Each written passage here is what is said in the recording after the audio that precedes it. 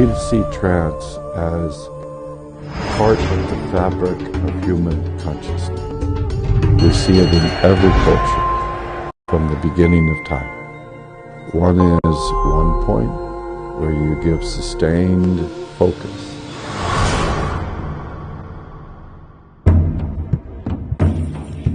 The other is you have rhythm, repetitive rhythm. And what that does in the brain is that the same thing is happening. Then the brain realizes, I don't have to stay vigilant.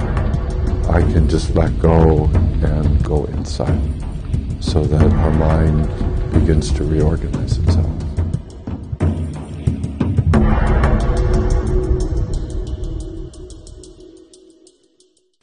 大家好，欢迎收看生命觉者系列。一直以来呢，我们都试图向朋友们推荐全世界最顶尖的与生命和觉醒体验有关的老师的知识内容。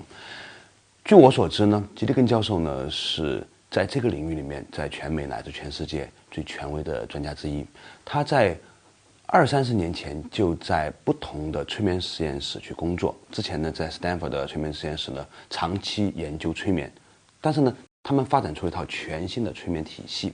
所以在今天下午有机会的时候呢，我和我的拍档毛世偏小姐呢，和大家一起向吉利根教授呢请教这方面问题。非常感谢吉利教授，谢谢您。Thank you very much. Yeah. 我们的第一个问题就是，到底催眠有什么样的发展阶段？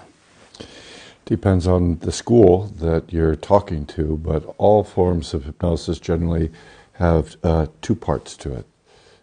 There's the induction phase. That means how do you lead a person into this trance state?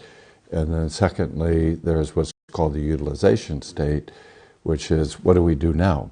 How can we make creative use of this special learning state called trance that we've created? So induction, utilization. OK. 那之前会有不同的阶段，比如老派的第一阶段、第二阶段、第三阶段呢？ Well, I've been practicing hypnosis for almost 45 years. The original traditional hypnosis has this basic assumption that if you want to create something new, you have to knock that mind out or take it over. The unconscious is not that smart, so you have to program it, tell it what to do. The first generation, you sort of put somebody to sleep, and then you tell them what to do. We would say that's really part of the problem, not the solution. My main teacher was the great psychiatrist Milton Erickson. He is considered the father of modern hypnosis. And he believed that the unconscious mind was very, very wise and intelligent. But he also believed to a significant extent conscious mind was usually interfering or getting in the way of that creative wisdom. The second generation, Ericksonian, bypassed the conscious mind, storytelling, indirect suggestion, and then it would invite the creative wisdom of the unconscious to do its thing, to find its own solution. So I was in both schools when I was younger. The trances that were in those two situations were more different than similar. After doing Erickson's work for about 20 years, I started shifting it to what I would call the third generation, which has a respect for the potential of the conscious mind to be very, very intelligent. So the work that I've developed called generative trance really works to invite the person's unconscious mind, but also their conscious mind in a mutually respectful creative conversation. That's my brief description of generation 1, 2, and 3.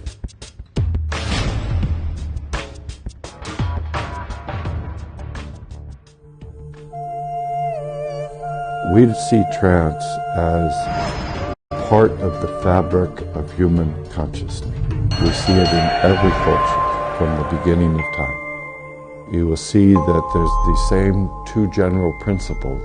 One is one point, where you give sustained focus.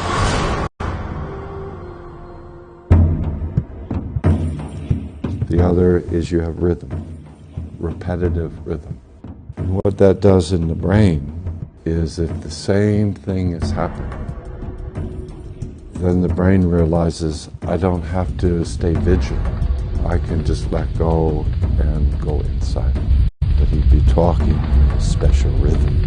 The main thing is you're taking your human rhythm, just like you're playing music. We begin to join our nervous system so that our mind begins to reorganize itself. I think it's really important to think of this as natural.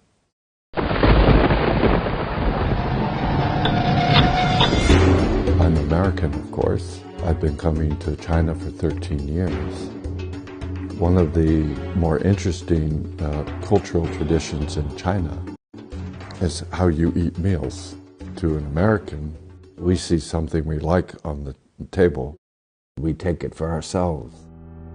This process in China of passing the dish around, this is a sort of a natural trend. And it's one of those basic sort of rituals that are used to weave the fabric of the connection of the group. Because this is very fragile. It's impermanent. And so we need these daily rituals to regenerate the connection between us.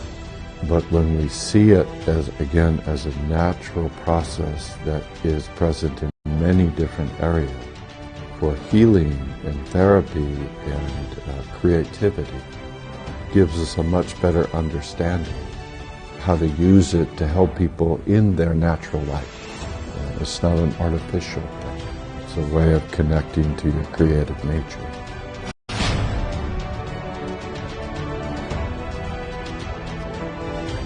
特朗普是不是在使用他的催眠术，让美国变成一个你们以前陌生的国家？ Unfortunately, yes. Oh, really? So when we see hypnosis and trance as natural, we can see it in the patterns of suffering as well as the patterns of creativity. What all hypnosis models talk about two levels of consciousness.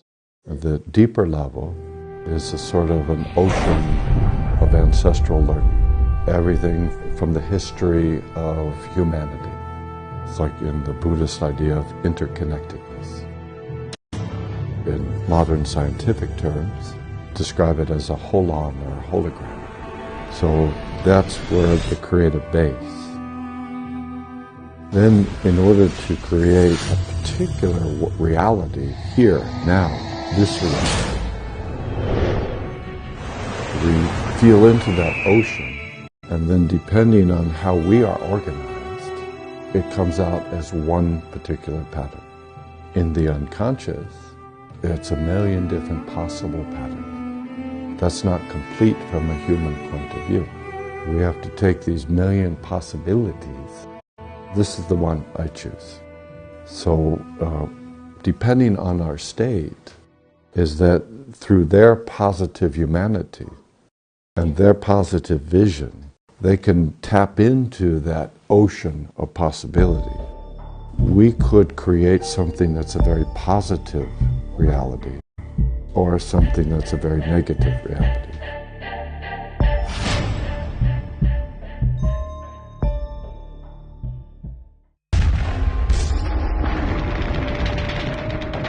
From the history of humanity, that not all leaders are good leaders. Some leaders appeal to our lesser humanity.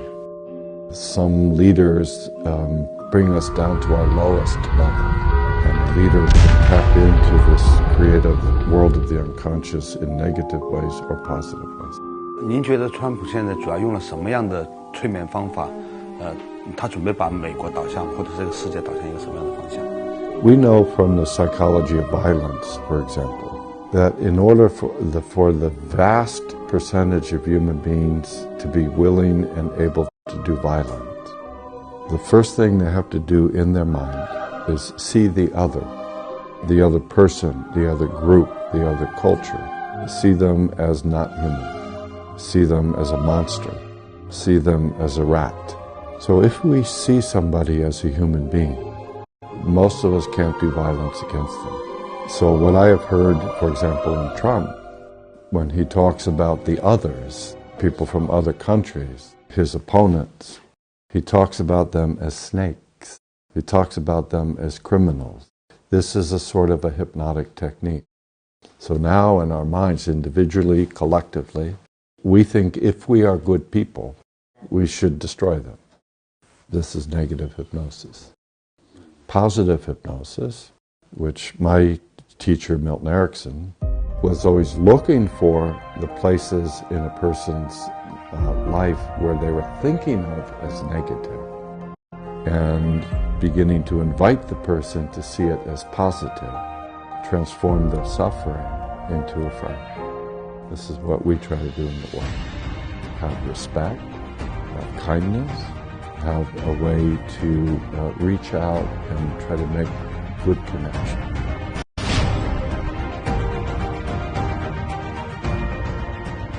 有许多人，他失眠，或者是睡得很浅，很容易就醒来，或者很早就醒来。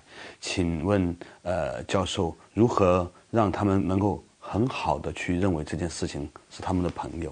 Sure. Well, one of the things that we were touching upon in the workshop this morning, when people have a problem, one of the first things they do to keep it a problem is they think of it with negative terms. So if we use the words anxiety or depression, insomnia, usually you think, oh, that's bad. Best thing I can do is try to get rid of it. And the core of Milton Erickson's work, that's what makes it a problem that continues to create suffering. So if we want to change it into a resource, we have to stop thinking about it as a problem and become curious about how we can welcome it to a tea ceremony. So in some ways, this is where trance is really helpful, because one of the experiences in all types of hypnosis is your verbal intellect relaxes. And so these names that we might have that are judgmental, that are negative, temporarily go into the background. So if somebody says, well, I can't sleep at night, we say, oh, there's a presence that is keeping you up. Now, notice I've changed the language. I'm no longer talking about it as this negative thing, insomnia. When we start talking about it as a presence, it's deserving of respect. That is keeping you awake. I'm sure that makes sense. I'm sure there's a positive intention. And if we want to discover it, let go of your judgment and your fixed way of thinking about it. That's why we use trance. I want you to step into that presence and become that presence. Now, here's the second thing that hypnosis can be helpful for. If I do it like this, you notice my tension. Then in traditional Chinese terms, we would say this is blocked qi. So what we're trying to do in trance is unblock the qi. So if we say, if this was a Tai Chi dance, this process of staying awake, and we do it like slow, and we explore it with Qi flow, and we can say, what is my unconscious, what is my inner self trying to bring with it? How can I say, touch me, teach me? I think your ancestors are trying to bring something to you that you need for wholeness. So why we do trance, create good mind-body condition. We take away all judgment. We have a safe place to be able to invite that pattern. If it was anxiety, show me with your body what anxiety looks like. It looks like this. So what we would do with hypnosis, let's unblock the qi. Let's relax, but like dropping the qi to center, open. And now let's do the same movement with this idea, my unconscious is trying to bring me something, and how everything inside of us is trying to help us. Respectfully, with curiosity, we can say, teach me. And then we can enjoy the benefits of what our unconscious self is trying to help us with.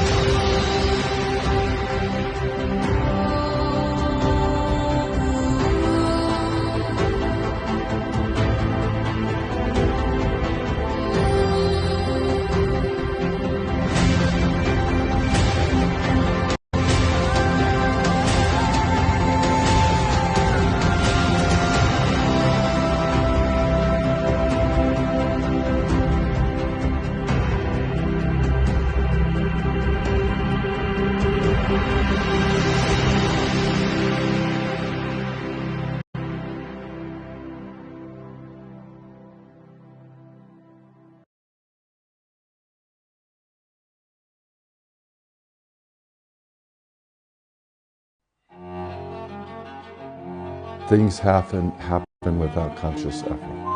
When you're in a creative zone, there's another part of your experience that's flowing from who knows where. But in a trance, I can bring them into a positive form and then have them teach me. Is you can have two contradictory ideas and feel very comfortable with them. That in a trance, you can be a child and you can be an adult at the same time. We open a creative space, we have it be positively included, and then bring other parts so they can play music together.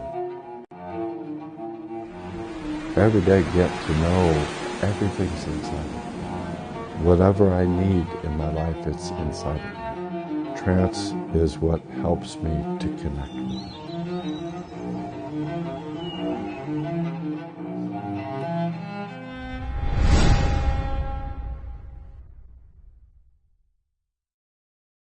我发现呢，其实我可以成为一个更有作为的人，但是不知道为什么，每次当我有机会来临的时候呢，我总担心这件事情变成一件坏事儿，这什么原因呢？ Well, we would never look for a single reason. We would look to, first of all, identify in your statement there's two different parts, and they're not in harmony. That's what makes for a problem. So the first part is I want to be more successful in my work. And then we find that when I go to do that, another part activates. And we say inside of that problem part, that's where your deepest power, creative power is. Probably not helpful. Primarily analyze it in terms of what it means. What we're doing is setting up a trance so you can connect with that from the inside out. You can find a way to have a positive relationship to both sides. We find that would be much more helpful to making your dream come true. 问题就在这里了。今天您在问我们到底想成为一个什么样的人的时候，我发现我并不是很知道我到底想成为一个什么人，尽管我已经40多岁了。Great, and I would want to know about what it was when you were young, and to have that part of you as part of our conversation. And then I would want to invite the part of you that's not so clear, is by welcoming the part that isn't clear. And then we find out what's happening for him. And that allows him to have more clarity. So again, we have these two levels. We have our basic experience. And uncertainty, shyness, being afraid, being angry, these are natural parts of human being. They touch everybody. Their meaning and their value and the way that they play out in our lives really comes from how we connect with them.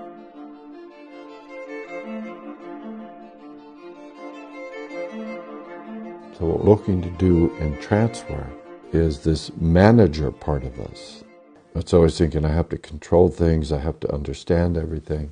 We're giving that a little rest. And we're going to the level underneath and saying there are these parts of me that are not in a positive form. But in a trance, I can bring them into a positive form and then have them teach me what meaning, positive meaning they have. By the way, I want to say that all of the schools of hypnosis agree that there are two characteristics of trance. The first is called idiodynamicism. It means things happen without conscious effort. When you're in a creative zone, there's another part of your experience that's flowing from who knows where. This is a core characteristic of trance. The second of the two is what is called trance logic. And what that means is you can have two contradictory ideas and feel very comfortable with them. That in a trance, you can be a child and you can be an adult at the same time. There's a part of you that when you were younger knew what you wanted to do. Welcome. And there's also a part of you that is not clear. Welcome. And now we have those two sides. And in trance, they can begin to dance together. And that's where new creativity comes from. So we don't try to get rid of it. We open a creative space. We have it be positively included. And then bring other parts so they can play music together.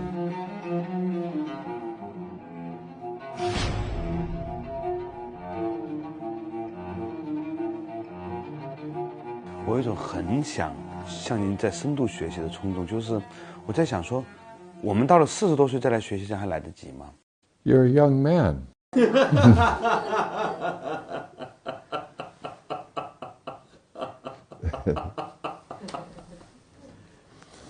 Actually, I think I know every significant study on creativity over the last 100 years because it's been a central focus of my professional career.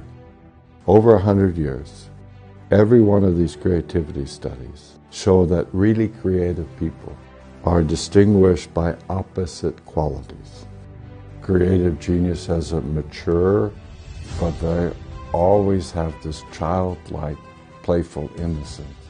So if we were working together, I would introduce you to the part of you that's very, very young. And we just, what in that, those two levels, I said there's the creative unconscious where everything's there. Every age is inside of you. There's a 1-year-old inside of you. There's a 2-year-old inside of you. There's a 100-year-old inside of you. And if we're ready to get into it, there's a 40,000-year-old man inside of you. So in your creative unconscious, the whole universe is there. So if you're getting stuck, oh, I'm an old man. We have gotten locked into one face of our intelligence that carries 10,000 faces. That's why I would never believe that you're an old man. Not just because you're more than 20 years younger than me.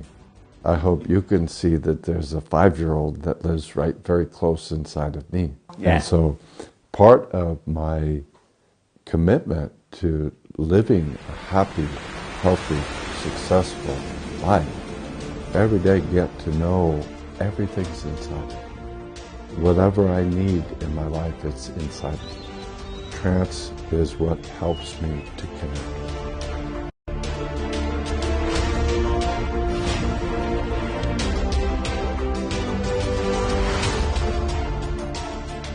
我还是很想了解，就是在一个催眠师的角度看，他认为人为什么需要睡觉这件事情。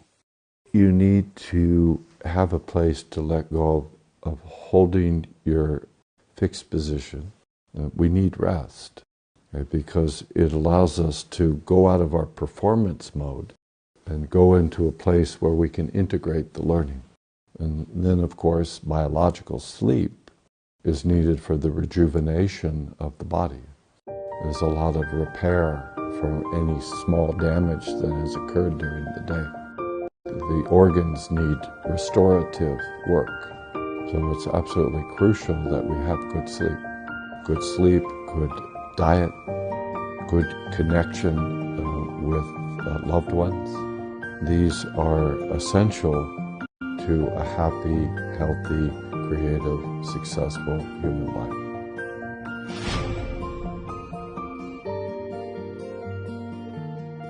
就是我很好奇，就是说，当我们是小孩的时候，父母如何培养我们，我们就可以成为一个长大了以后不需要经过各种练习，我们就可以成为一个比较快乐、比较健康的孩子。Because I was talking about those two levels. We have sort of that creative unconscious, and that's primarily where children are. They have all this energy, by and large spontaneous. You know, my daughter is now 26. When she was younger, people would say, she's so cute. And you see if you spend a day with a young child, they go from one state to another state to another state. So by the end of the day, they have been through every experience in the universe twice. Because in childhood, you just want to experience it all and let life come into you. That's the creative unconscious. For a child, the conscious mind is held by the parents and the adults. How this outside world works, how we get along together, the agreements we have, the conventions. So to take this incredible creative energy that children have and to bring it into the world in a positive way, it takes a conversation between the two minds. So to be a happy, healthy, a successful human being, you have to learn how to connect with yourself well every day. So children, even if they have the best family, they're still going to have a lot of problems as a grown-up. But we look at the problems as giving us feedback about where we need to bring our attention and what we need to learn to improve. So I hope that begins to answer your question.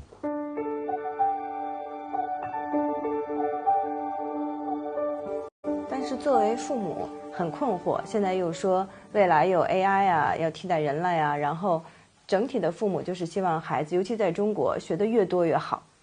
It's an ever-changing question. What would being a good parent mean here today is the rapidly changing social condition, because all the conditions around, there's so many possibilities, there's so much information, there's so much activities, there's so much demand. So at such times, interestingly enough, I think the most important thing is stay simple.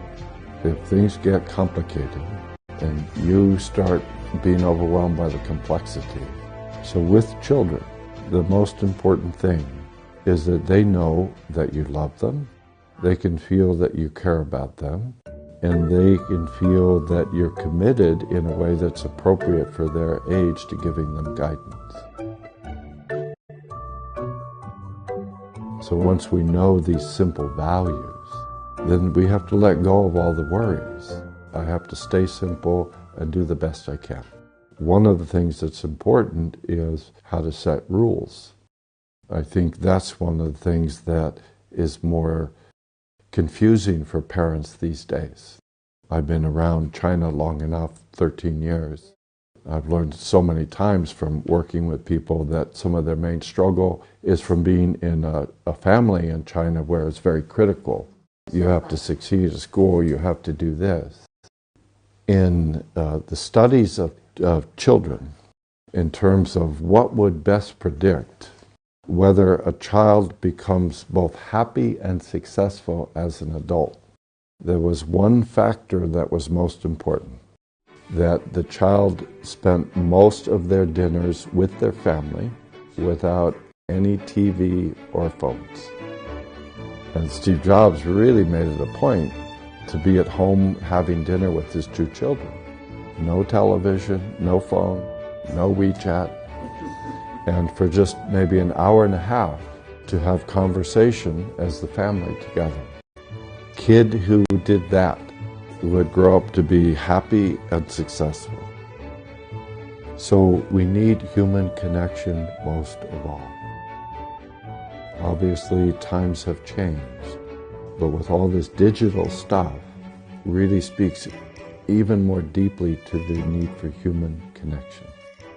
There has been, among kids in their 20s in 10 years, a 30% drop in empathy scores. It means that I can feel my fellow human being. That means I feel I belong to a community. These are vital to happiness, to being a good person, to creating healthy communities.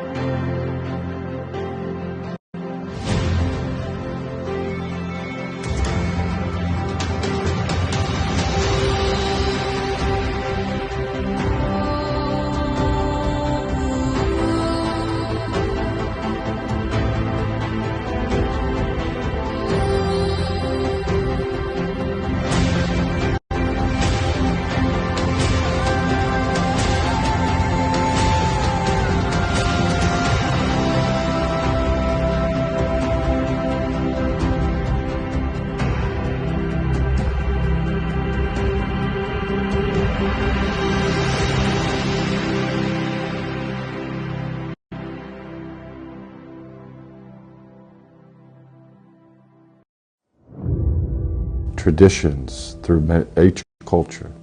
So it's really good to reflect on what the great teachers of our cultures have given to us.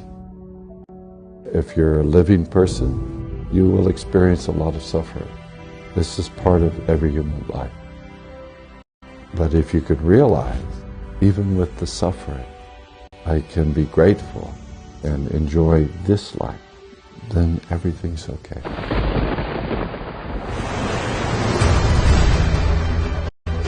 You are not alone. You belong to great, great, great communities. There is an intelligence in you that is deeper than your head. You can find that connection inside of you underneath all the worries, and then open your mind to realize you are part of the universe and the universe is part of you. You can enjoy life. 有一些家庭，由于父亲和母亲彼此不是那么认同，所以呢，他们会很担心自己的孩子呢沾染了对方的一些恶习，会把对对方的不满投射到这个孩子的不满上，那该怎么办？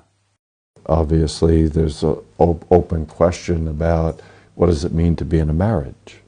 The old roles and the old rules used to be a lot clearer, more rigid, but clearer. You realize that if we want to be good parents, we first have to have respect for ourselves. That's most important, because that's what your kid is watching. Mom or dad is unhappy. Mom or dad is disconnected. That's what a kid is picking up. More important than what you say is they're watching your connection with you. The second thing is they're watching the connection of mother and father. So the need to make a commitment and to practice respect is really important, because that's what your kid is picking up. Again, it's really hard. When I had a very active psychotherapy practice, one of my main client populations was couples. But you can be committed to respect and positive communication, and that commitment really help you immensely.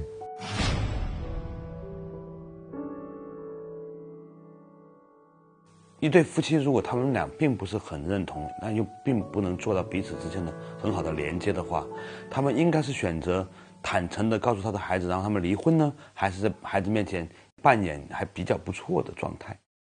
I think in all such questions, there is a term you have in China, middle way. Any significant life challenge has contradictory demands. So the one you're talking about is we don't want to have our kids in the middle of our arguments. But if you're trying to totally hide, your kids will totally pick it up. A healthy intimacy is not based just on similarities.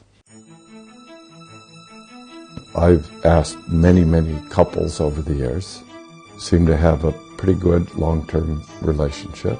What's your secret? The most common response that I have gotten, we give each other a lot of space, is that we support each other to have our own lives, from there to have a shared life. What that means for each couple is going to be unique to them.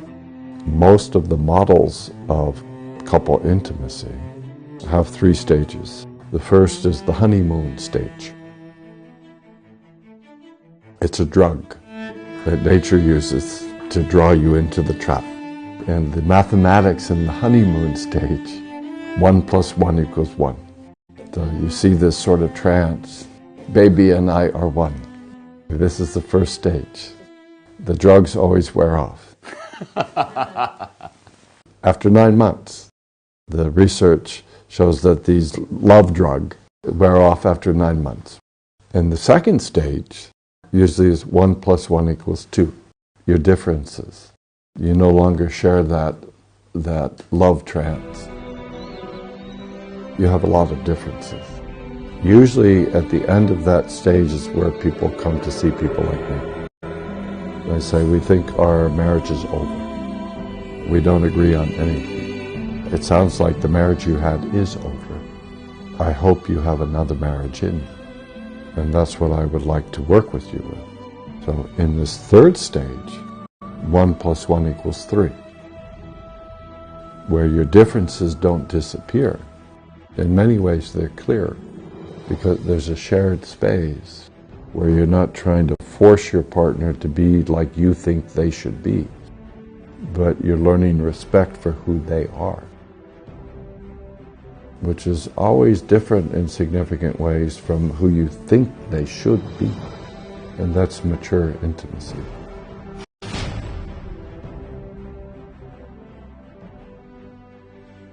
Same thing with a child, by the way.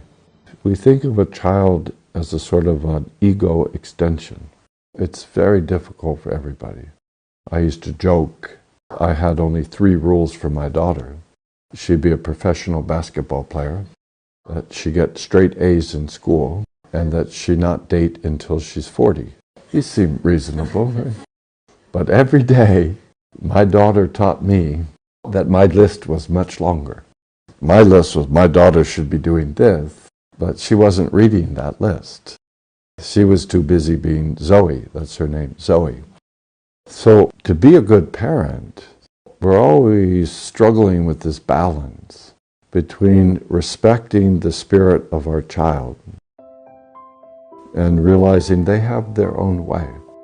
Also meeting our responsibilities as parents to help our children to become responsible citizens, to be good people who are positive people in the community.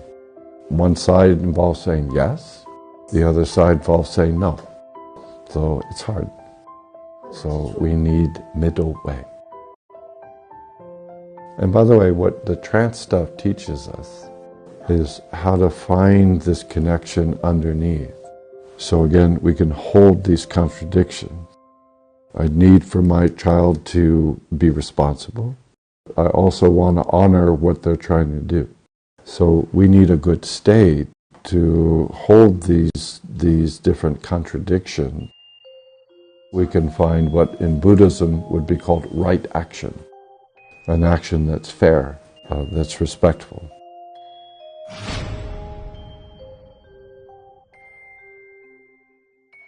如果我希望您送一份心灵的礼物给我们每一位这个观众，透过您的方法，把一个你认为最应该植入的心灵的种子放到我们的心里，你希望是什么种子？怎么放进来？ You are not alone. You belong to great communities. There is an intelligence in you that is deeper than your head. You can find that connection inside of you underneath all the worries, and then open your mind to realize you are part of the universe and the universe is part of you. You can enjoy life. Thank you. 5 words, please. I will repeat Milton Erickson's number 1 principle. Life is to be enjoyed. No matter how difficult your life is, you've been given this great gift. And if you are committed to enjoying it, nobody can take that away from you. Thank you very much. 太伟大的礼物。 And, you know, if we look at the traditions through each culture, so it's really good to reflect on what the great teachers of our cultures have given to us. It doesn't get rid of the fact that one part of life is always very, very hard.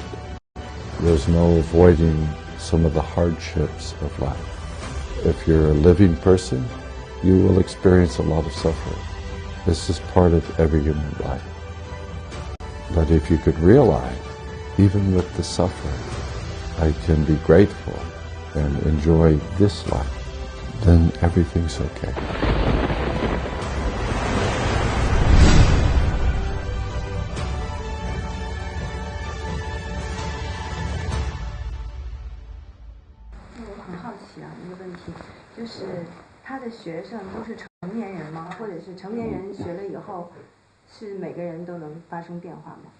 Not every person would be changed, because ultimately it's not up to me. We try to create conditions to allow people to really find their creative power. I learned a long time ago, I can't make that happen.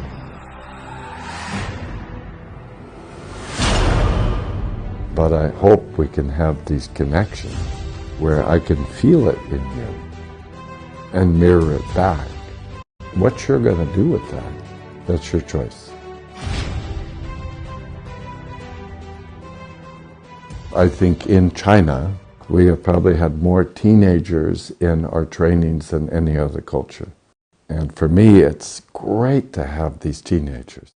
We just did a big 2-day workshop here in Guangzhou. There was a group of 14-year-olds, and it's just great. It makes me really happy. I often say to them, I waited until I was an old man of 19 till I started. It's so good to see you start at 14. Before I started with hypnosis, I learned meditation as a teenager. I was in high school in San Francisco. A classmate came back after a weekend, and he said, I just went to this class where we learned this incredible stuff about how to make positive connection to yourself. It's been one of the most important things in my life, for good times and bad, to know that there's this connection you can make beyond all the stress and all the pressure or pain that may be going on in your life. There's a deeper place of quiet that many, many people have contributed to. It's always there for you. But we have to make a commitment to it, and we have to find a way to practice it regularly. So what we do in the generative trance is the first step, always what is called mindfulness. But we have many ways to see how we can awaken that. And then the second step is how do you sense what you want, and then how to build a path to get there while you stay in that mindfulness state. So I consider that the best of both worlds. That's why I say mindfulness plus.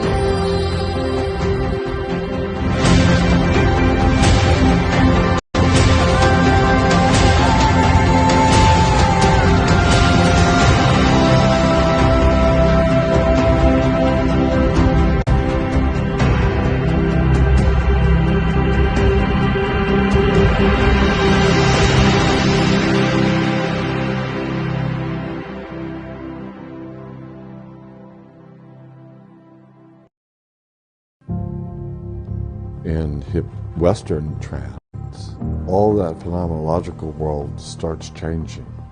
A hypnotic trance is. You know you're in trance, hypnotic trance, because you have these significant phenomenological changes. I might feel detached from my body. My body might feel very hot. I may feel like my body is made of light. I may feel my body is moving on its own. I may feel different colors in my body. These would all be traditional hypnotic trance experience. So again, we see trance as this core human experience. And then through these filters that include culture, they get expressed in very different forms.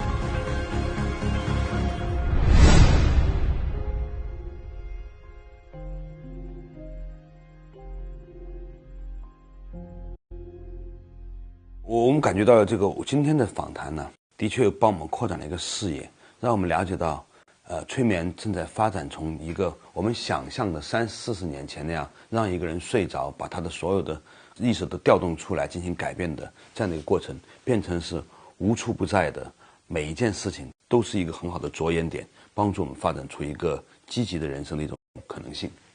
That's the way that I'm using trance. The point still remains. There are many, many ways to use trance. We look cross-culturally. I have been to Bali many times for what are called the Balinese trance dances. And when you see how the Balinese experience and represent trance, it's very different from Western hypnosis.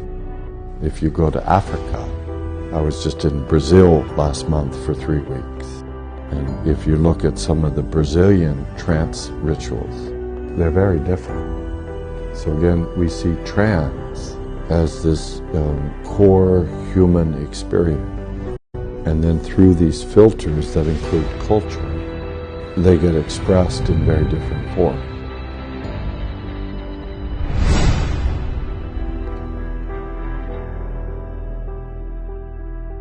I've often been asked, what's the difference between meditation and trance? I say in a word, culture. So you take the East Asian culture and what's considered reality, and you put trance through that, you get meditation. If you put it through a Western filter, really talks about the empirical phenomenological world. Reality is what you can taste and touch and see. In Western trance, all that phenomenological world starts changing. A hypnotic trance is. You know you're in trance, hypnotic trance, because you have these significant phenomenological changes. I might feel detached from my body. My body might feel very hot. I may feel like my body is made of light. I may feel my body is moving on its own. I may feel different colors in my body. These would all be traditional hypnotic trance experience. So what we find in a Western trance is the phenomenological world becomes an open variable. Usually when we walk around consciously, we have this fixed idea of our body. When we go into trance, our body image becomes very plastic. That allows us to make certain changes. Say somebody says, I want to lose weight, but the diets haven't worked. We would say they don't work. People have an unconscious body image. This is what my body looks like. Or if they're having trouble in their intimacy, maybe they learned from their family. In my picture, in my unconscious mind, this is what intimacy looks like. So what we do in trance is find those are all sort of like swirling. So everything that was fixed in our unconscious mind, that results in our creating our reality again and again in the same way, becomes unfixed. We realize we can create our reality in new ways.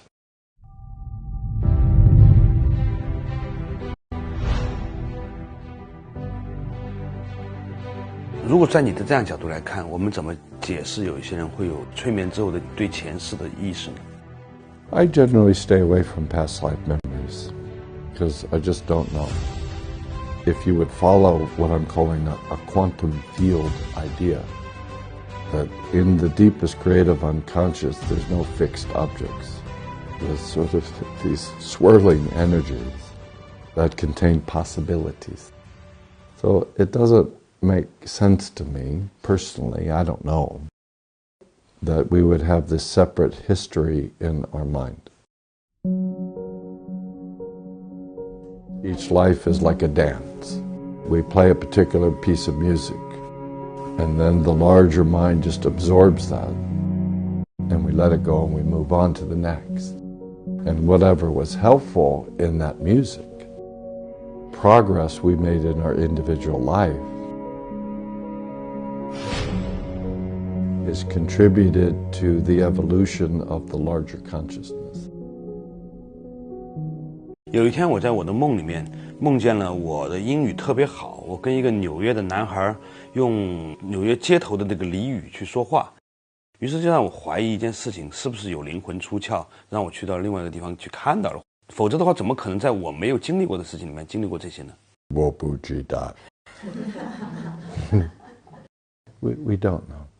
I smile when I say that because this was Milton Erickson's favorite phrase. When a patient or a student said, I don't know, Dr. Erickson, they said, okay, now learning can occur.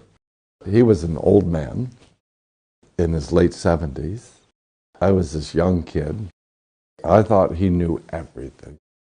But probably half the time people would say, Dr. Erickson, what exactly are the limitations of using hypnosis with this type of problem? 我不知道. He would say, the longer that I work in this area, the more I realize how little I really know. Let's find out what's possible for you. And so we see that always as the gateway to important new learning. We're trying to find what would be a disciplined not knowing. But all creative people sit in the question, they're not trying to chase the answer. And this is one of the main things we're doing in trance work. We're holding the question and we're seeing what comes up to just open our mind. Then we're using the work to find a discipline so that we can sit at a high level. So what we're doing in trance is having this deep respect and curiosity about the other intelligence. This is the essence of all art and creativity.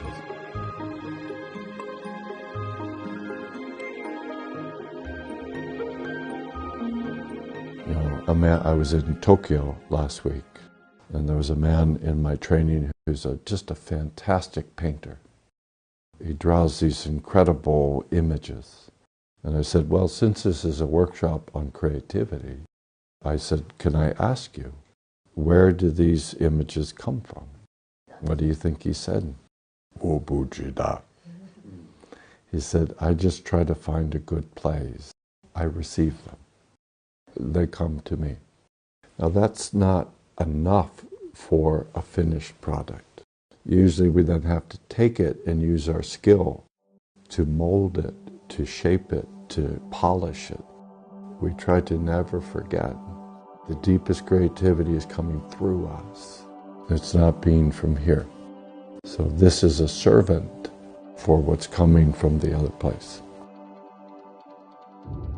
太好了，居然在他讲课的时候，我们的摄影师被催眠最少了。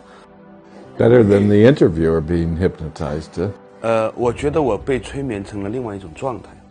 You know, when you're doing good work with people, you go into a type of trance. So if we can let go of these ideas of trance as losing control or going to sleep, then we see that when people are at their best creative performing, they're in a type of trance. Everything else disappears. Feels like things are flowing. That's generative trance. But our job as coaches is to see the best in people, to help them connect with it.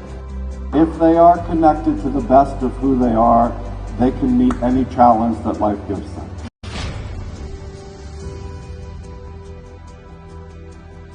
我在跟教授今天在对话的时候，甚至是眼神交流的时候，我开始产生出了3个相信。第一个相信是，我相信我真的可以和所有的我身体里面和外面的生命是有关系的。很好。第二个相信是，我觉得我可以放下对每一种生命状态的好或者是不好的暂时的评价。第3个相信是，我可以选择我的生命状态是在这里面选取的某一种我最想成为的状态，然后呢，让我真正的和它形成一个共识，连接在一起之后呢，我真的成为了那一个我选择的样子。我相信这就是你在这次访谈给我植进去的种子，我已经被催眠了。Maybe we're just joining together. There is, in Ireland, my ancestors are from Ireland. There is a term in Ireland, it is anam kara. So it's nice to find a friend of the soul, anam kara. When friends of the soul share tea, that's a generative trend. Okay, thank you very much. You're welcome. Thank you.